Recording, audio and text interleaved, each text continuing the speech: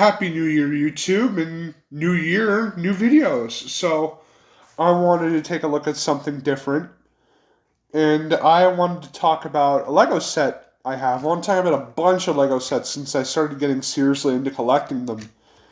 Uh, and, yeah, this is the Firehammer versus the Mutant Lizards. Now,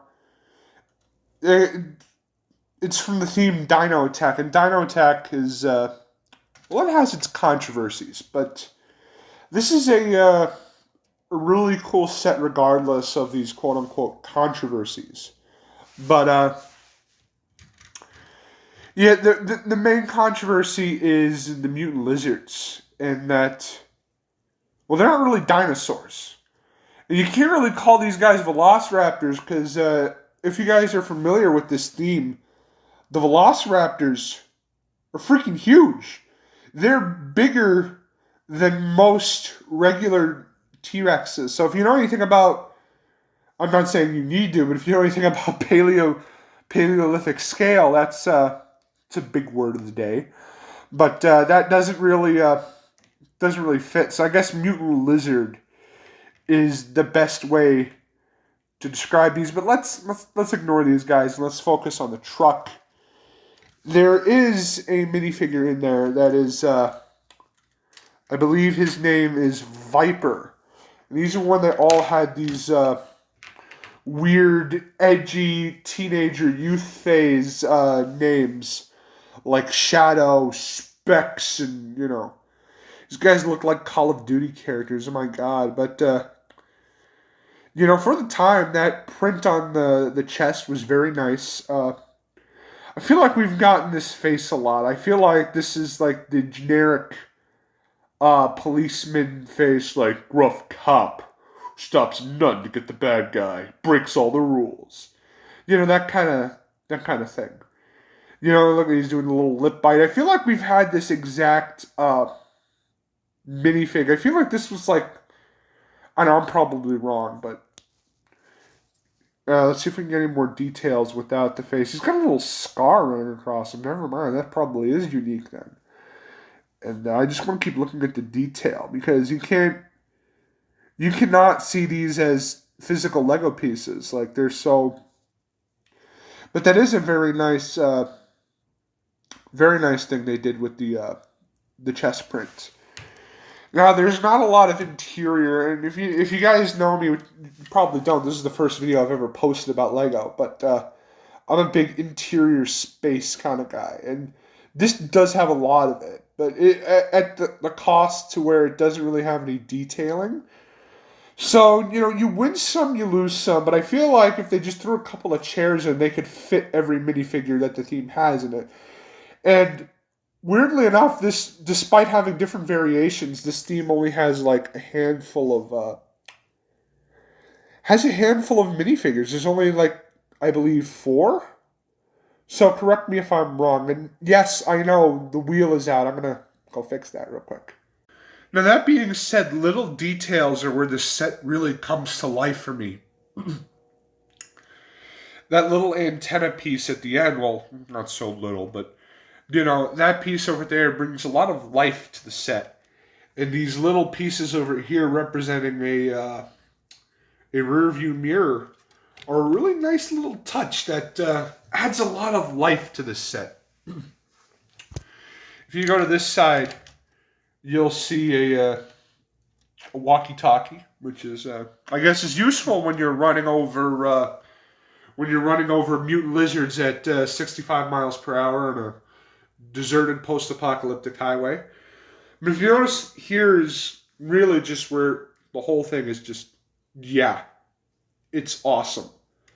You know, it has this beautiful detail work, and a lot of the stickers, nice too. But the real thing is how much detailing with the grills it gets across by using so little pieces.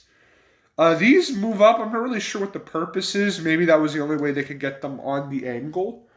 This engine piece is also nice. And these lights, really, I really like these a lot. They can move with it. So that's Pretty cool piece. And if you go to the bottom side, it's all a bunch of Technic parts. A little bit of white off coloring, but you know, it's under there. Nobody sees it in it. This is a really fun build. Like, putting this together was a lot of fun. It isn't repetitive, and it's really just, yeah, it's coming together. The sticker placement could be better, but it's not my own. And it really just gives that vibe of just, yeah, you know, tough. I didn't put these stickers on. I really feel like I need to say that. This is a used set, and I feel like people wouldn't be so mad about stickers if maybe they gave, like, a bunch different, like, 3 or 4 different sheets in it, so if you get them wrong, you can just put them back on again. Man, these just give you, like, late 90s Jurassic Park vibes. And this whole thing feels like it was from that one Jurassic Park arcade game. You know, the one where you're clearly shooting at the dinosaurs, but you're capturing them?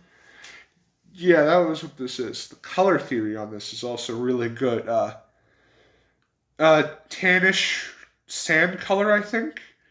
And the dark maroon really does this set a lot of favors. And, you know, the best part about this set is that it feels tough. Like, this feels like it could just crash into any other set you have on your display. Yeah, murdered. You know, and it really just feels like it could just run on these things, you know. It's just awesome. And I really feel like the lack of detailing on the top gives it a lot more of just, you know, grit. You know, like, it's a very uncomfortable thing to climb across. And, you know. Now, we need to talk about the Brontosaurus in the room. And that is this piece. The piece that caused so much controversy. Now, I honestly feel like this is the only weak part of the set. Is this Technic cannon turret that's on the back of it. It looks a little bit like there'd be a guy sitting there, but there really isn't. And you're supposed to use this to fire at the dinosaurs. It's not so good. You have to really get some strength, and these were the protogeners to the flick-fire missiles. And one thing that really sucks about these things is that these do not stay in place. So if you lose this, it's gone. Goodbye. So yeah, so there's really a catch-22 with this. And the worst part for me is that it doesn't even move. See, like, look. See, it's restricted. You can't move it 360 degrees. And, you know, honestly, like, you know, there isn't a lot from Dinosaur 2010 that I would have wanted an American set. But this is it, really. It's really just an eyesore. And you can't really take it off, too, because it loses a lot of the,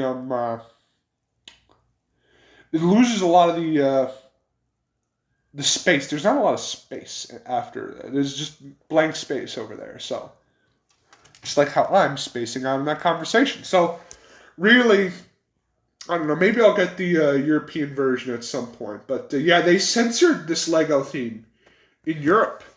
This guy right here was among the first Lego minifigures Lego made with military printing. So that was a weird time for the company. It was in a weird, edgy phase. And I guess that was just what was in back then. But, you know. But beside from that one little flaw, this is a really awesome set. I would really recommend it if you want one example from Dino Attack. And this is really awesome. It really captures that late 90s action rated R blockbuster where they're just shooting these things. So now that we've finally talked about all this this awesome set over here, I feel like we need to get to the dinosaurs. And here is where it's going to get a little controversial. Now, I want to say a lot of good things, because these are really cool toys. These dinosaurs they have a kick-ass color. I especially love the assorted colors they come in, because they really complement each other nicely. I especially like the yellow and black. These But these are all really nice. But here's the thing, and it's not scientific accuracy, because I'm not coming to this theme for scientific accuracy. You notice how this Lego figure, like, look, it clutches. These have clutch power. These do not. These are little pegs at the bottom of their feet. They don't clutch to anything. It's really, they rely on their tails to stand. And even if you get them in there, they don't stick. What's the difference between Galador and these guys? Galador has clutch power. These aren't really system elements at all. And that's really peculiar for a Lego theme, especially one as mainstream as, Dino Attack. So that is really weird. But these are still cool elements. I'd rather have them than not have them. And I'd rather have this set than not have it. This is a really awesome, just a pure beast. Like, look at that. Just a pure beast of Lego engineering. And it represents everything that was positive about this theme. This is just the colors and the just the shape and the solid brick engineering. This is an awesome set, and I definitely would give this a recommendation if you're looking to recapture that childhood set, or you're someone curious who just wants to try it out for the first time. I would highly recommend this. So, at the end of the day, I'm going to give this a solid 7 out of 10. It would have been an easy 8 out of 10 if it wasn't for that weird little back thing. But, despite being... It looks thrown together, let's be real. But even then, still, it's a minor issue in an otherwise great set. So it has a good minifigure, cool, unique elements. And, it's a 7 out of 10. So, thanks for watching. If you like this video, share it and subscribe it. And welcome to BRICKSTUCK.